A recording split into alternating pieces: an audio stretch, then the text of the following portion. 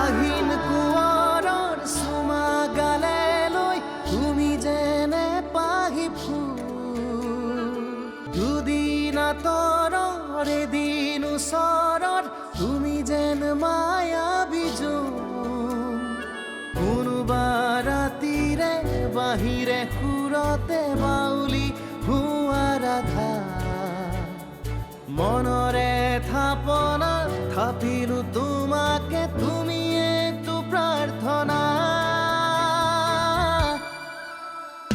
আৰাধ্যা আৰাধ্যা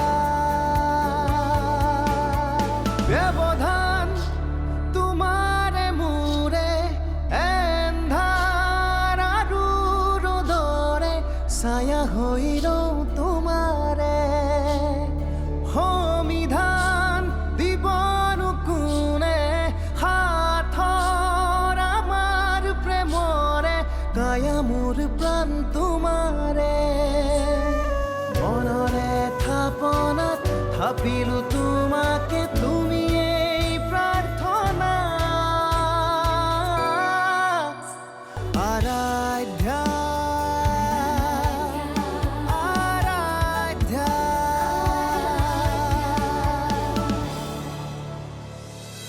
বিক্ৰম কচোন কথা বতৰাবিলাক ভালকৈ ক মানুহঘৰ ভাল আৰু যিমান ধনী বুলি কৈছিল তাতকৈ বেছি ধনী কিন্তু ভিনদেউজনেহে ভালকৈ কথা বতৰা নাপাতে পেহীয়াৰাক এইবোৰ বিষয়ে একো নুসুধিবা দেই নহ'লে তাই দুখ পাব নাই নাই মা মই একো নুসুধো তুমি কিবা কাম আছিল বুলি কৈছিলা নহয় যোৱা ঐ হ'লনে তোৰ ইউ যে মানে মই ছোৱালীজনী হৈ ইমান সোনকালে ৰেডি হৈ গলো তাৰ এতিয়ালৈকে হোৱাই নাই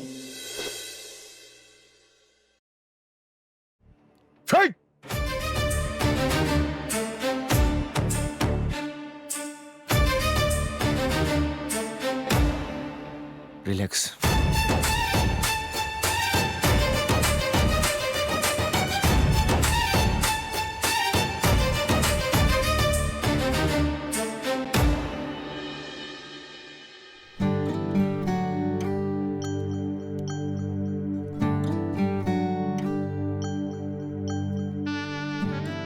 মা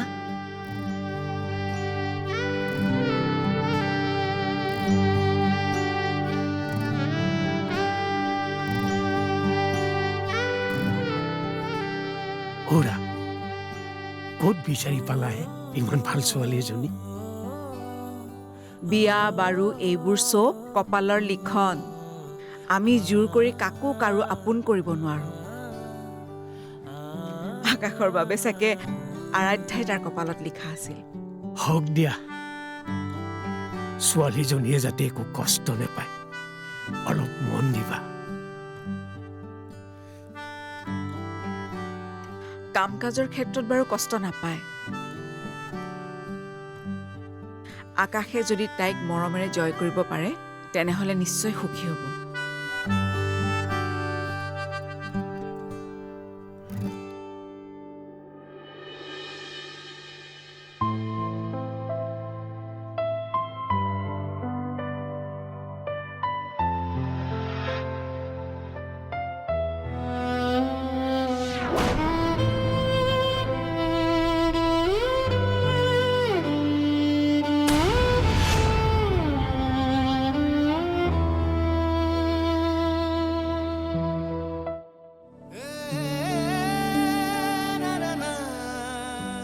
সকলো জানিও সকলো দেখিও সকলো পায়ো এতিয়া অন্ধৰ দৰে মই এখন ঘৰত চলিব লাগিব ৰণক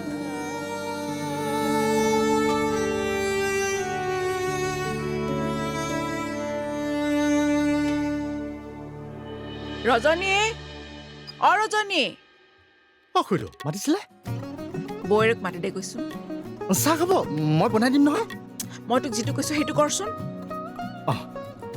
হ'ব চাহ সঁচাকৈ আনিবি দেই বয়াৰৰ কাৰণেও আনিবি বিদ্যাপদ কিয় নানিম টিপ টপ বনাই আনিম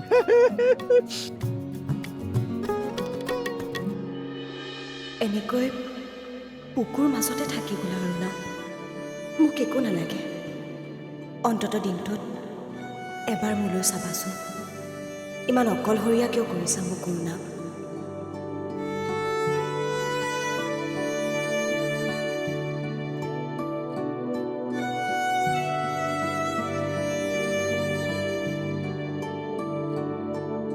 নব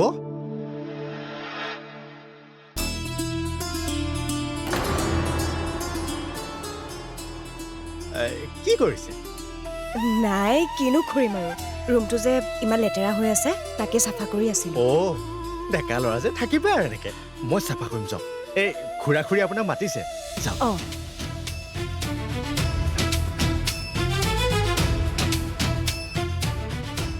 এইটো হ'ব মই লৈ যাম আপুনি যাওক ঠিক আছে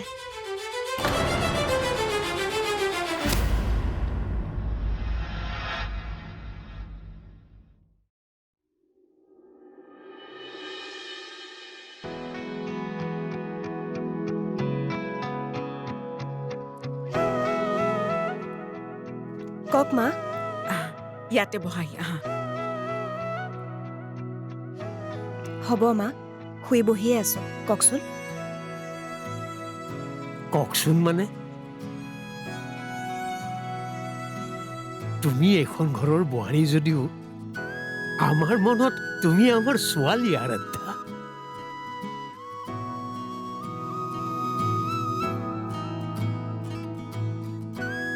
গতিকে তুমি দেউতাৰ ঘৰখনত যেনেদৰে আছিলা ইয়াতো ঠিক তেনেকৈ থাকিবা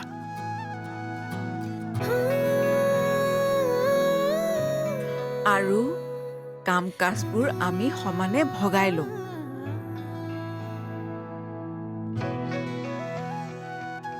তুমি বেছি কাম কৰিব নালাগে ৰজনীতো আছেই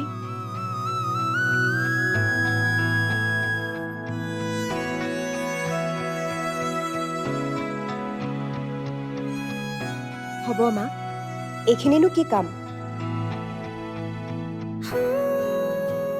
দেখিছো নহয় ৰাতিপুৱা বিচনাৰ পৰা উঠাৰ পৰা কিমান কাম কৰি থাকা বিদ্যাপদ টিপ টপ লাল চাহ বনাই আনিছো লওক লওক দে লওক বহাচোন বহা নব লওক লোৱা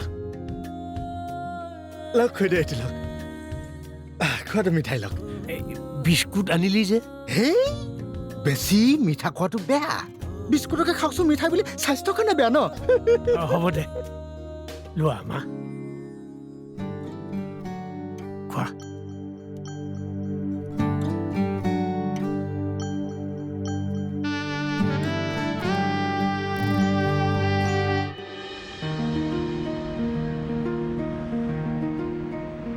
ঐ যাওঁ নেকি দেৰি হ'লচোন কেইটানো বাজিল 8টাই বজা নাই দেখোন আৰু ইমান সোনকালে ঘৰখনত সোমাই মই কি কৰিম মই কি কৰিম মানে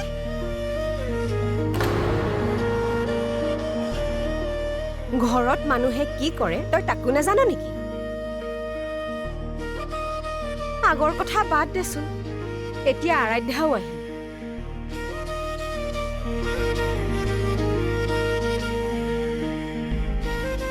অন্তত ঘৰলৈ গৈ লেকচাৰ মাৰিবলৈ মানুহ এজনীতো পাইছ তাতে আজি ময়ো আছো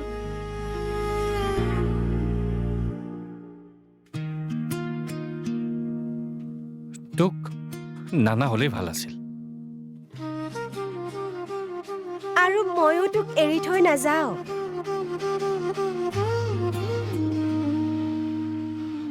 শুনচোন দাদাই আৰাধ্যাক ভালদৰে মাতবোল কৰা নাই নেকি মই কেনেকৈ জানিম আৰু তই কিয় সুধিলি নহয় মানে ইমান ৰিজাৰ্ভড হৈ আছে সি আৰাধ্যাক সুধিছিলো কিন্তু তাইনো কিডাল কব হাঁহি এটা মাৰি দিছে মোৰ বুকুত কুঠাৰ মাৰি সিহঁতে হাঁহি হাঁহি জীয়াই আছে। ছোৱালীৰ মহিমা ধৰিবই নোৱাৰি। হেল্ল' ভণ্টি,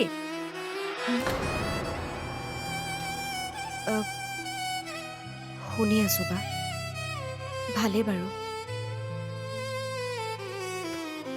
কিবা অসুবিধা পালে নিশ্চয় জনাম। আৰাধ্যা আৰাধ্যা আৰাধ্যা আৰাধ্যা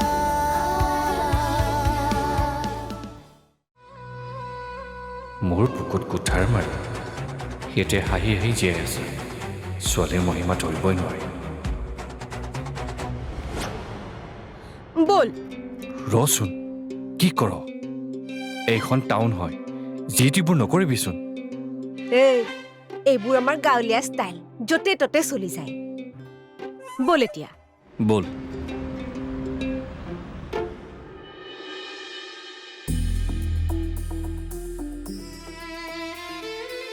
আঠ বাজিছে, লাহে লাহে ৰাতি নামিব। আজি ৰাতিটো বা কেনেকুৱা মুহূৰ্তৰ সাক্ষী হ'বলগীয়া হয়। কালি ৰাতিটোৰ কথাবোৰ যদি মানুহবোৰে গম পালেহেঁতেন, বিশেষকৈ দেউতা, মা, কোমলহঁতে মোক ইয়াতে থাকিবলৈ দিলেহেঁতেন নে? আৰু যদি এইখন ঘৰৰ মানুহখিনিয়ে গম পালেহেঁতেন, কি হ'লহেঁতেন?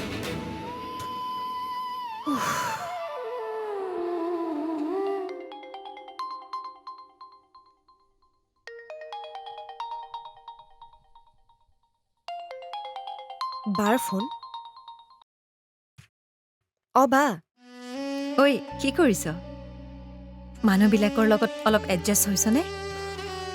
হ'বলৈ চেষ্টা কৰি আছোঁ আৰু বা।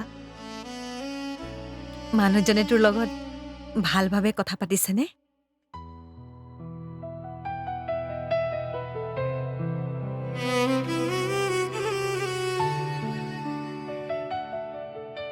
হেল্ল' ভণ্টি,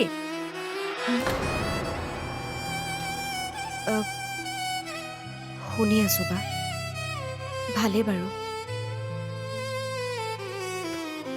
কিবা অসুবিধা পালে নিশ্চয় জনাম।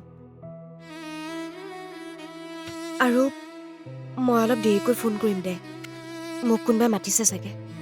অঁ ঠিক আছে দে, ভালকৈ থাকিবি হা। বাই। বাই।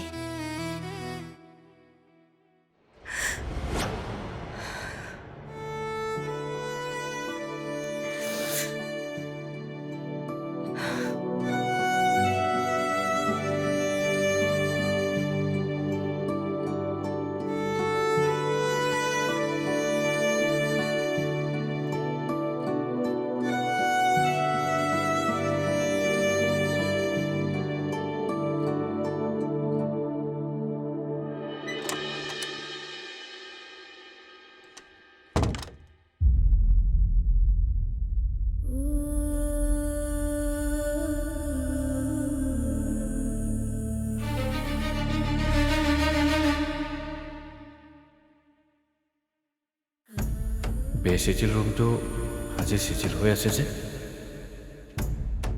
ৰজনীয়েতো মোৰ ৰুম ঠিক নকৰে, তাকতো মই আগতে মানা কৰি থৈছোঁ। তেনেহ'লে কোন সোমাইছে? আৰাধ্যা সোমোৱা নাইতো। নাই, তাই মোৰ ৰুমত কিয় সোমাব? ইয়ালৈ অহা 2 দিন হৈছে। যদি সোমাইছে, আজি মোৰ ৰুমত সোমাইছে। কাইলৈ কি কৰোঁ মই? হে ভগৱান, মোক এটা উপায় দিয়া।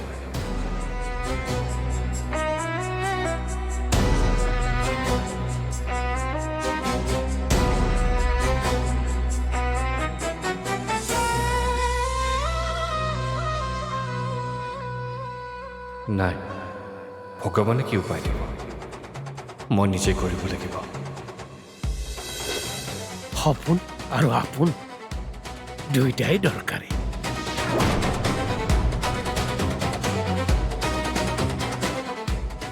আৰু দুয়োটাকে খামোচ মাৰি ধৰি থকাটোৱে জীৱন। কথাটো ভাবি চাবি। আৰাধ্যা আৰাধ্যা আৰাধ্যা আৰাধ্যা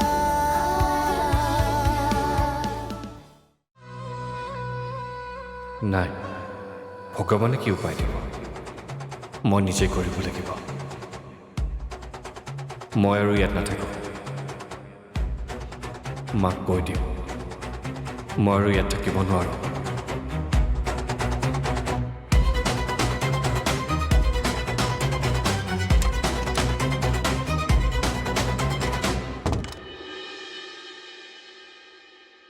দিয়া মা, কিবা কবি? তোমালোকক মোৰ দৰকাৰী কথা এটা ক'বলগীয়া আছে। কি কথা? মই অলপ দিনৰ কাৰণে বাহিৰলৈ যাম। বাহিৰলৈ মানে? তোমালোকক ক'বলৈ মই পাহৰিছিলোঁৱেই।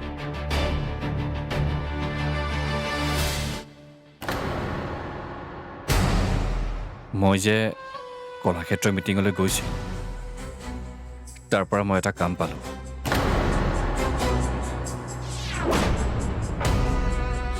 মুম্বাইত ফটোগ্ৰাফীৰ।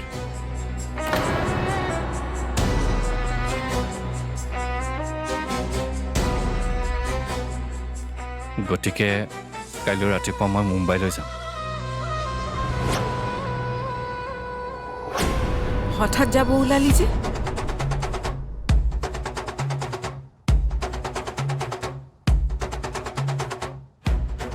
বিয়াখন যোৱাৰ দুদিনমান হৈছেহে।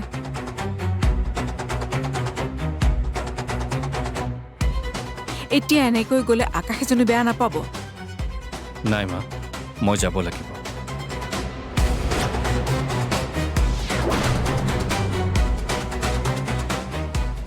পৰিয়ালটো যিদৰে দৰকাৰী, সেইদৰে মোৰ কামটো দৰকাৰী।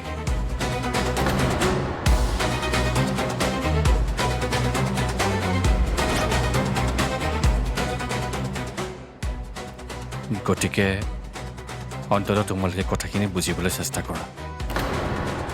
ইমান দিনে বুজি আহিছোঁ যেতিয়া আজিও বুজিম।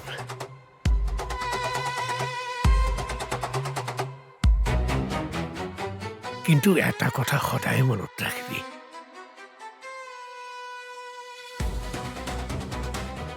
জীৱনত সফলতাৰ পিছত দৌৰোতে দৌৰোতে এদিন যে সফলতা আহিব সেইটো খাটাং।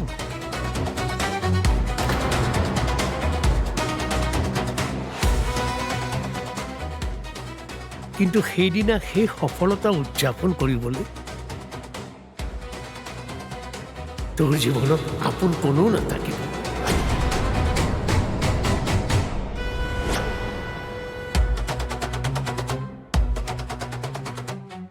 সেইবাবে জীৱনৰ এনেধৰণৰ সুখৰ সময়খিনি আপোনজনৰ লগত উদযাপন কৰিবলৈ চেষ্টা কৰিব লাগে।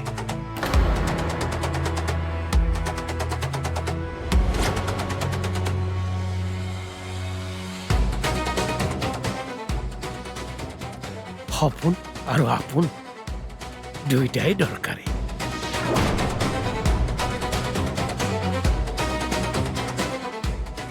আৰু দুয়োটাকে খামোচ মাৰি ধৰি থকাটোৱে জীৱন।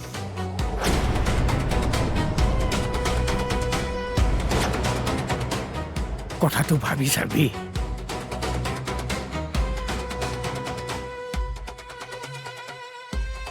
এটা কথা মনত ৰাখিবি, মোৰ দুইটা সন্তান যেতিয়া এইখন ঘৰত থাকে তেতিয়াহে মোৰ পেটলৈ ভাত যাব। বাকী সিদ্ধান্ত তোৰ।